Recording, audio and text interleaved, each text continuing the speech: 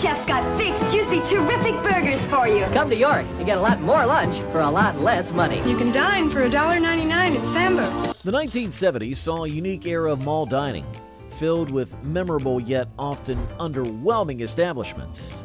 From the infamous York Steakhouse to the failed Beefer's Hamburgers, how did these once prominent chains fall from grace? Join us as we explore the 25 worst mall restaurants of the 1970s that faded into history. York Steakhouse was a well-known restaurant chain in shopping malls nationwide. At first, it was popular, but it soon became famous for serving rubbery steaks and overly salty dishes. You get a lot more food for a lot less than you thought the price would be. Customers frequently complained about the tough meat, making it hard to enjoy their meals. The high salt content made many diners unhappy as it masked the natural flavors of the food. The restaurant had a cafeteria-style setup where customers picked up their meals from a line. This style, combined with poor food quality, led to its decline. By the mid-1980s, new malls with modern food courts took over, causing sales to drop. Most locations closed by the decade's end, and today, only one remains in Columbus, Ohio. With York Steakhouse's fall due to poor food quality, could a unique concept like Pup and Taco fare any better? Let's explore. Pup and Taco was a fast food chain known for its unusual menu that combined hot dogs and tacos. Get a delicious chili dog. And a terrific tacos. And a Coca-Cola. All for 84 cents at Pup and Taco. Despite its unique idea, many customers were not impressed. The hot dogs, called Pups, were criticized for being bland and lacking the juicy flavor people expected. The tacos were also seen as uninspired and unauthentic, failing to satisfy those craving a Mexican meal. The restaurant's concept was interesting but did not work well, as the mix of American and Mexican food items created a confusing and unappealing menu. Many people found the food to be of poor quality, which led to the chain's decline. By 1984, most locations were sold to Taco Bell, ending the chain's story. Arthur Treacher's Fish and Chips was a popular fast food chain known for its British-style fish and chips. Coupons can save lots of money for you. On fish, on chicken, on shrimp and clams too. Certificates and coupons worth more than $5 free. It quickly gained a bad reputation because of greasy fish and undercooked chips. Many customers complained that the fish was too oily, making it less enjoyable. The fries were frequently undercooked, leaving them soggy and unappealing. The restaurant expanded rapidly, reaching over 800 locations at its peak, which may have led to quality control problems. As the chain grew, keeping the food quality consistent became challenging. The rising cost of cod, a key ingredient, also forced the chain to cut corners, hurting the quality even more.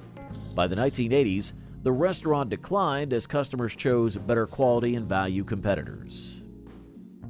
Royal Castle was a fast food chain known for its small burgers, similar to White Castle's. The chain initially became popular but quickly developed a bad reputation because of problems with hygiene and food quality. Customers complained about the cleanliness of the restaurants, and some locations received health code violations. Although the burgers were convenient, they were criticized for being greasy and lacking taste. The rapid growth of Royal Castle, which had over 200 locations at its peak, made it hard to maintain consistent quality. Additionally, the rise of competitors like McDonald's and Burger King, which provided better food and cleaner environments, hurt Royal Castle's reputation. By the late 1970s, many locations were closed. Royal Castle struggled with quality issues, leading many to seek better options. Could the rise of healthier drinks like Orange Julius be the answer? Let's explore this shift. Orange Julius is a famous drink and snack chain known for its bubbly and sweet beverages. Despite its popularity, many customers complained about the drinks being too sugary and artificial. They found the signature Orange Julius drink overly sweet, which masked the natural orange flavor. The use of powdered egg whites and other artificial ingredients added to this impression. While the chain quickly expanded into malls and fairs across the U.S. and enjoyed early success, keeping the quality consistent took time and effort. The drinks, refreshing on hot days, often left a bad artificial aftertaste. The growing preference for healthier beverage options also contributed to the declining popularity. By the mid-1980s, Dairy Queen bought Orange Julius and added its drinks to the menu. G.D. Ritzy's was a fast food chain from the 1980s that served diner-style meals but quickly became known for its poor food quality. Customers complained about the bland hamburgers that were not juicy or flavorful. Owner Jason Webb announced this morning that he is permanently closing G.D. Ritzy's. The fries were another problem, as they arrived soggy and unappealing. This disappointing food led to dissatisfaction among diners. The chain grew quickly, reaching over 100 locations at its peak, but keeping quality consistent at so many outlets was hard. The nostalgic Art Deco look of the restaurants could not make up for the bad food. As competitors like McDonald's and Burger King improved their menus, G.D. Ritzy struggled and closed many locations by the early 1990s, shrinking its presence significantly. Mr. Fable's was a burger chain known for its cafeteria-style setup and popular olive burgers. Despite its fame, the chain struggled with complaints about overcooked patties and cold fries. Customers said the burgers were dry and lacked the juicy taste that a good burger should have. The fries, a common side dish, were served cold, making them less appealing.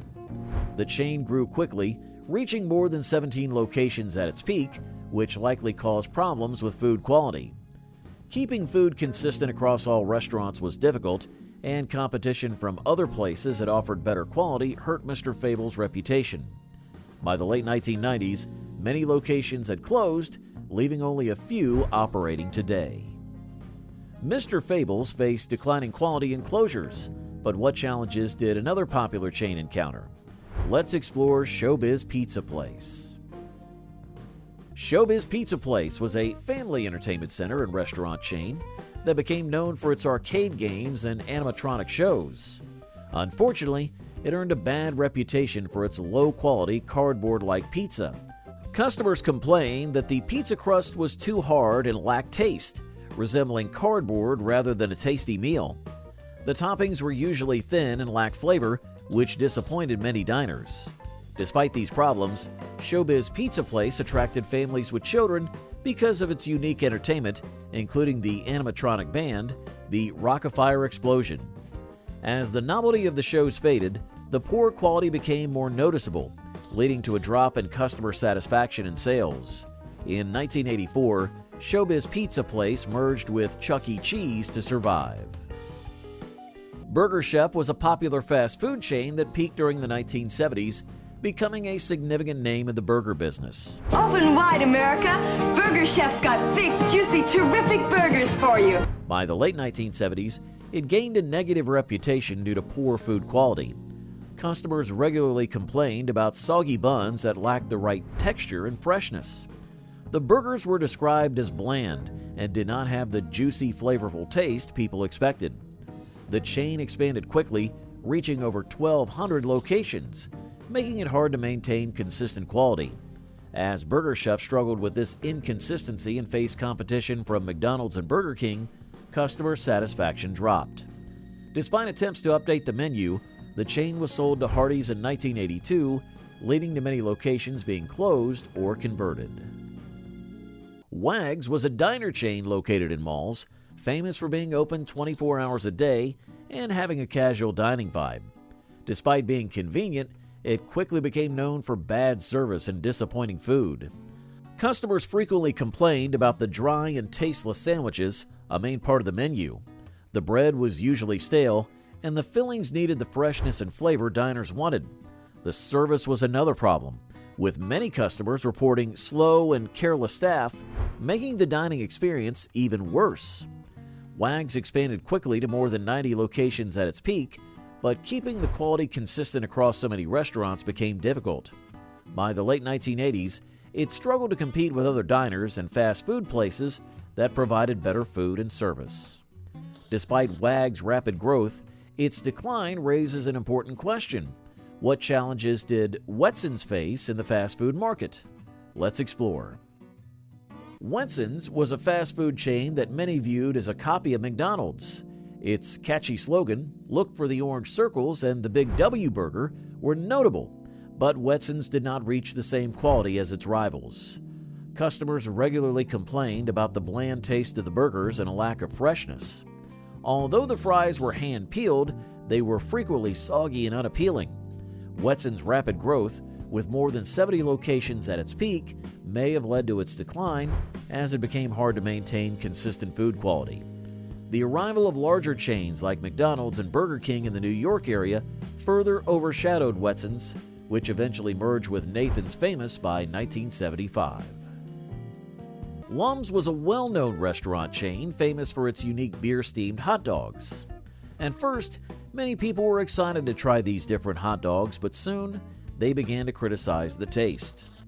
Customers thought the flavor was strange and not very enjoyable. The beer steaming method, though creative, did not improve the taste as hoped, leaving diners disappointed. The chain grew quickly, reaching over 400 locations at its highest point. Despite this growth, keeping food quality the same at all locations was hard. Many customers received poor meals, damaging Lum's reputation. With better fast food options available, Lum's faced tough competition. By the early 1980s, the chain struggled financially and eventually went bankrupt. Alligator Grill was a brief restaurant chain known for its tough and chewy alligator meat. The restaurant aimed to create a unique dining experience, but many customers found the execution could have been better. The alligator meat was frequently described as nearly impossible to eat, with a rubbery texture that did not resemble a gourmet dish. While serving alligator meat might have seemed exciting, it did not appeal to mall diners. Many people thought the taste was rancid and the meat was hard to chew, leading to widespread dissatisfaction. The restaurant's struggle to provide a tasty meal contributed to its quick downfall, and negative reviews ultimately led to its closure in the crowded mall food court scene.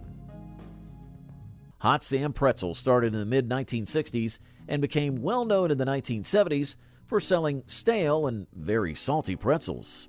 At first, many people liked the pretzels but were frequently disappointed with the quality. Shoppers in malls noticed the pretzels were hard and not fresh, making them an unpleasant snack.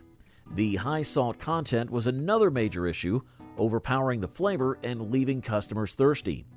The chain survived into the 1990s, but its bad reputation from the 70s stuck around. Hot Sam Pretzels had trouble keeping the quality consistent, which led to its decline. Eventually, the brand was sold to Mrs. Fields, and by 2005, the remaining stores became Pretzel Time. Despite its initial popularity, Hot Sam Pretzels left customers wanting better quality. What other dining experiences fell short? Let's now explore the Magic Pan. The Magic Pan was a crepe restaurant chain known for its rubbery crepes and unusual filling combinations.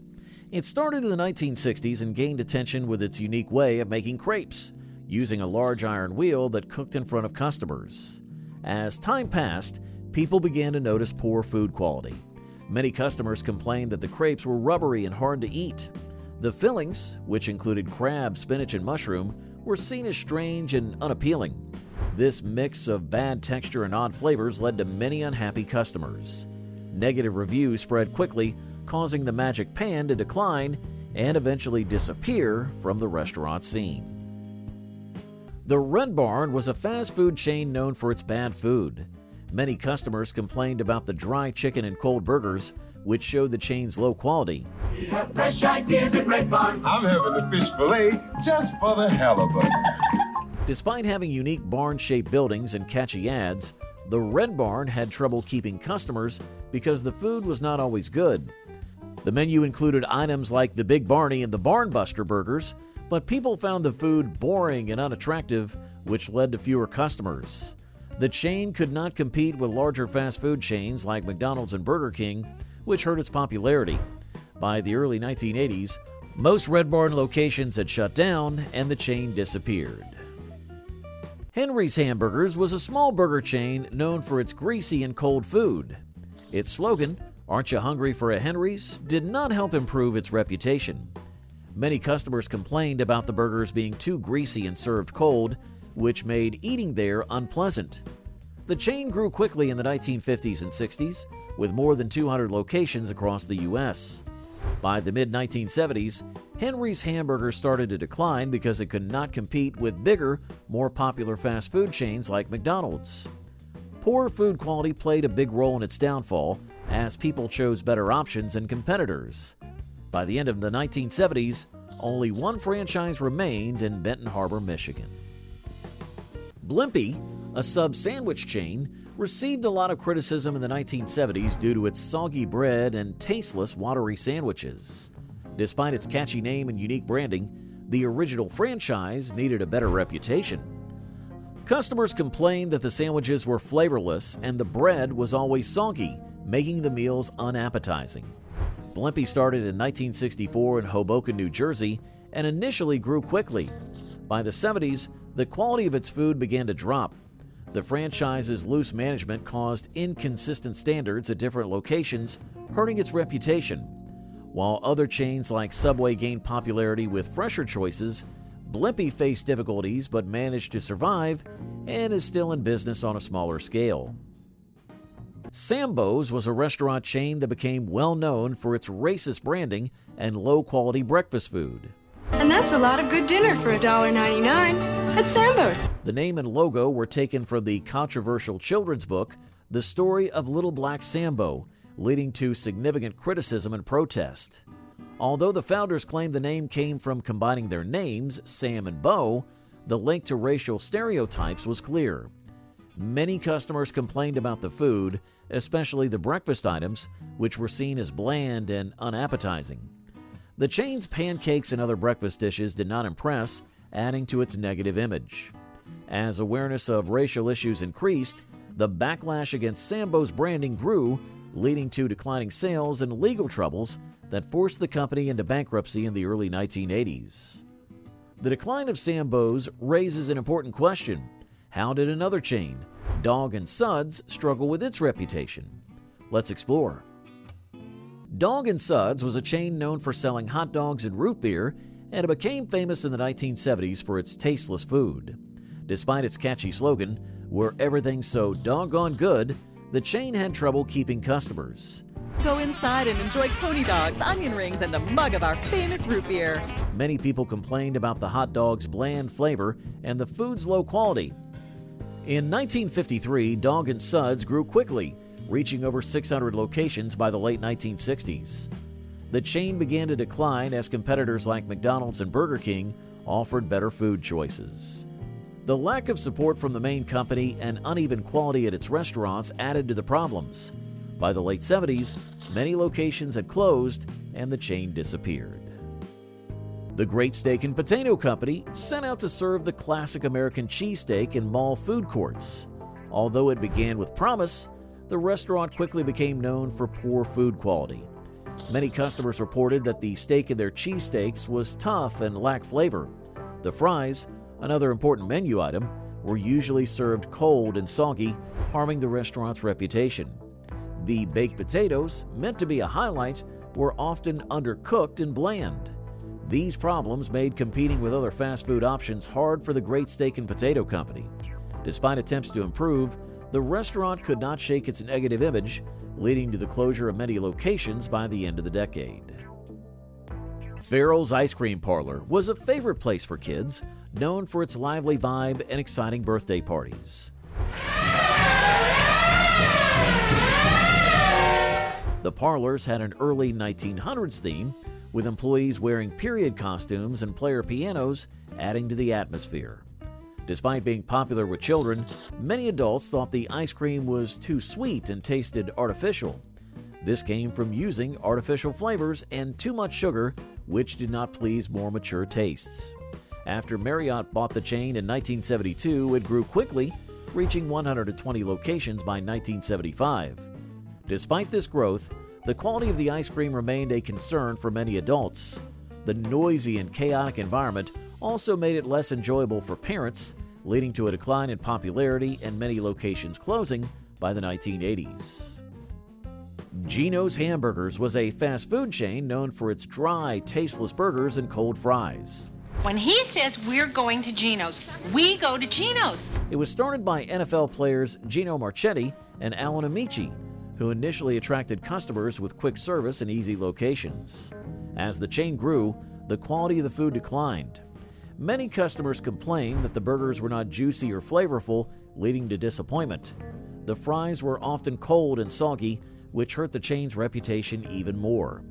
Geno's tried to improve by adding new items like the Sirloiner Burger and the Geno Giant, but these changes did not help. By the early 80s, Geno struggled to keep customers and was sold to the Marriott Corporation, which changed many locations into Roy Rogers restaurants. Samurai Sam's was a brief attempt to offer fast-casual Japanese food to mall shoppers. Welcome to Samurai Sam's. Please help me here. Despite its promising idea, the restaurant quickly became known for poor-quality food. Customers frequently complained about the tempura, describing it as rubbery and lacking the crispiness that good tempura should have. This texture made the dish unpalatable for many. The teriyaki, a key dish in Japanese cuisine, was also criticized for being bland. Instead of the rich flavor diners expected, the teriyaki sauce was watery and lacked depth. These issues made it hard for Samurai Sam's to compete with other fast food choices in malls, leading to its decline despite attempts to improve its reputation. Beefer's Hamburgers aimed to offer gourmet burgers in mall food courts. Unfortunately, it quickly gained a reputation for serving dry, tasteless patties.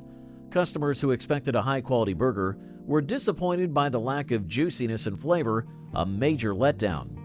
The situation was made worse by poor customer service, with many people experiencing long wait times and unhelpful staff. Despite efforts to promote itself as a higher-end fast food choice, these problems made it hard for Beefer's to gain loyal customers. The combination of bad food and service led to a swift decline in popularity.